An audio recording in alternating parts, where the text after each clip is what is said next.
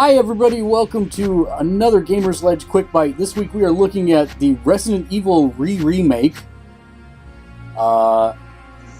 This is on the PlayStation 4, PlayStation 3, Xbox One, Xbox 360. Don't think it's on the Wii U, but... No, I don't think so. You know, that's actually sad because it was originally on the GameCube, so that's kind of funny that it's on every system, like Nintendo one. Nintendo hates third party. Apparently. But yeah, so Kate and I are gonna... Well, Kate's actually played it way more than I have, but so she's gonna tell us about it, but right now you can see we're on the character select screen for a new game. You can play through Jill, Chris, there were even some other people I didn't recognize in there. We've got Chris. Yeah, like Chris, this is Chris from the remake when it came out on GameCube. This is the Resident Evil 5 model of Chris. He does not even look like the same person. He looks much more... Like, his neck grew... action-oriented. Yeah, his neck grew like 10 sizes that day. Jill looks pretty much the same. Like, her face... Oh, I didn't realize that third one was Jill. That's why. Yeah, that's Jill. Okay. It's just... Her face does actually look kind of the same, though. She looks more like herself than Chris. I played through more on the PlayStation 3, so I did have some stuff unlocked for Chris, too. I'll actually start as Chris because I haven't played as him. Actually, when you use the next-gen models, they don't look completely out of place in the game, which is cool. But I'll go with classic Chris. Do you want me to like not skip through the opening cutscene? Because they look the pre-rendered cutscenes the game looks beautiful. The pre-rendered cutscenes do not. Like, they kind of look, well, once we get into it, you'll see how like pixely, but that's kind of par for the course with ported games where the pre-rendered cutscenes don't look good because they were not designed for this level of HD. Yeah, basically we've got upraised video. Ooh, it looks horrible. They're outlandish. That's a zoom in of a TV screen, though. Yeah, it still looks horrible. See, it's still kind of... Yeah, it still looks horrible. Yeah, you can skip through this. It's fine. But when you actually get into the pre-rendered backgrounds when you're playing the game, they look beautiful.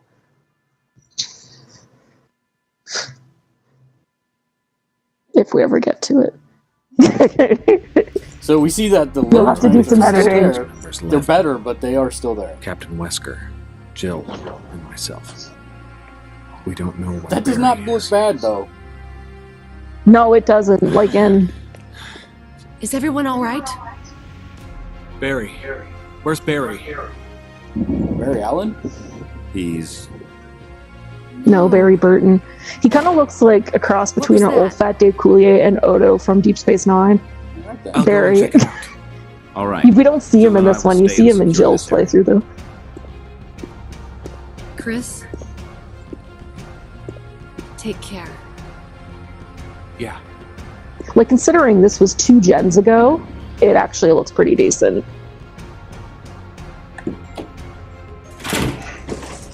And the classic Resident Evil door loading screen. Yeah, and this does have tank controls.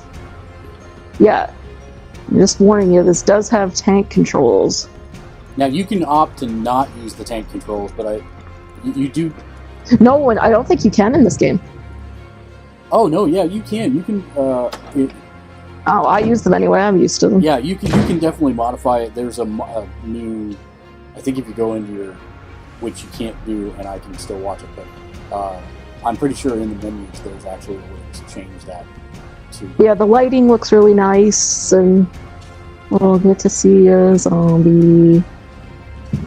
Whoa. Oh no! And I only have a knife.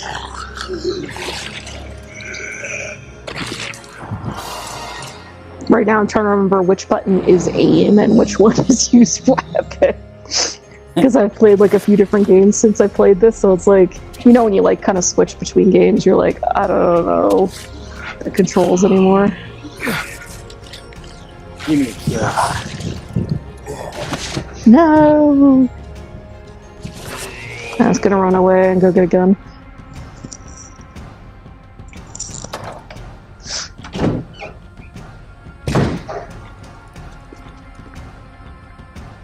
Yeah, the pre-rendered backgrounds do look very nice.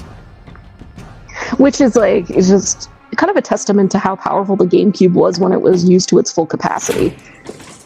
It was a powerful little lunchbox. Yeah. Wesker? Well, you could like run it over with Jill? a car and it would still run. Where did they go? So it's retailing for $19.99 on the PlayStation Network and Xbox Live. Is that correct? Yeah, I think it's like if you're a PlayStation Plus member, I think it might be a little cheaper. I don't know, but yeah, it was about $19.99, no, or $14.99 maybe. So you've played through I don't remember. the entire game, correct? Yeah, on the because when I pre-ordered it, I got it for the PS3 and PS4. Mm-hmm. So I played it on the PS3, and then when I got it for the PS4, like the trophies carried over, but none of my like save data did. So I don't have like this is my first official Chris playthrough on here. And then get my gun. Do you think it's? This was also the first Resident. Oh yeah, definitely. It's probably the best.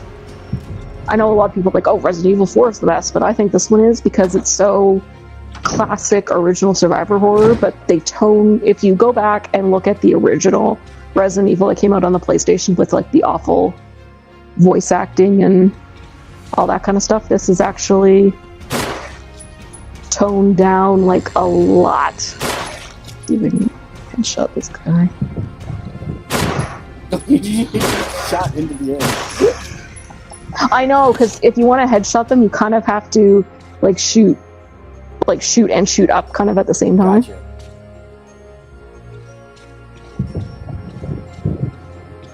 Oh, dead friend. No. See, kids, this is called a VHS tape. They used to play those a long time ago before DVDs existed. And those existed before Blu-rays, if you don't know what a DVD is. I think even, like, 14-year-olds know what a DVD is, I would hope. Bullets. See, what I like about And the game is that it's got a, atmosphere of tension, and it really is. Yeah. Some people say, well, it's been 20 years practically since this came out.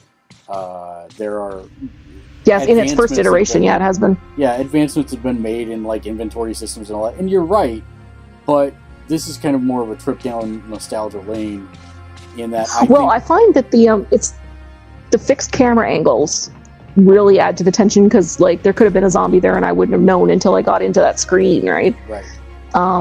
And also the fixed inventory really kind of is a tension builder too because you have to kind of choose between which stuff you want to carry, and half the time, like Chris only has like 6 item slots, right? So you kind of have to be careful of what you're taking in terms of like weapons to health items ratio and that sort of thing. So if you're not familiar with the game, that can be a little bit stressful because you're like, oh no, I like ran out of health items, but I'm not near an item box.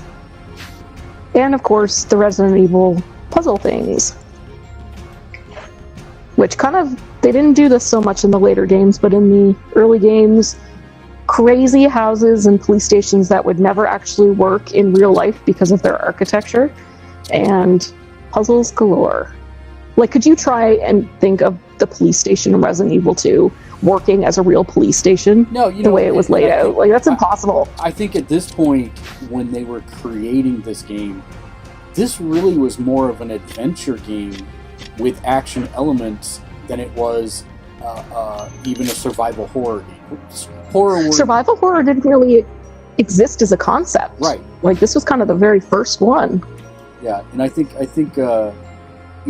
I kind of am hoping that the new Resident Evil game, because it's pretty sure that Capcom will announce one here in the next year or so. Well, yeah, because I think that's why they re-released this one. I think is kind of a precursor to a reboot. And that's what I hope, is that they go back to the the origins. I don't want to go back to the same first mansion, but start the story over again. The same feeling and the same that sort of thing. Yeah, I'd love to see the puzzles return and a slower pace. Oh, me too. Once you had running zombies, that kind of really seemed all like those juggernaut zombies. Headshot. You know, it took you 4 shots to kill that zombie, and it's inching closer toward you. That's great suspense building. Yeah. Well, I'm also on very easy though. Don't forget. Yeah. Like I put on very easy just because I don't give a shit. But if you're on the other difficulties, it does take more shots than that. I'm starting to do the puzzles because I played this game like a million times. No problem. So yeah, that's our quick Byte look at Resident Evil Re-Remake. It's not called that on the PSN or the Xbox Live store. No, it's just called Resident Evil. Yeah, Resident Evil. And do check it out. I think it's worth your time if you want to see where the birth of the survival horror genre came from in video games. Yeah, it's a good nostalgia game for those who have played the game, and if you haven't, it's a good place. It's a good game to kind of look into the past of video gaming for if you've never played it, and it does for essentially an HD upmake. It looks really, really, really nice.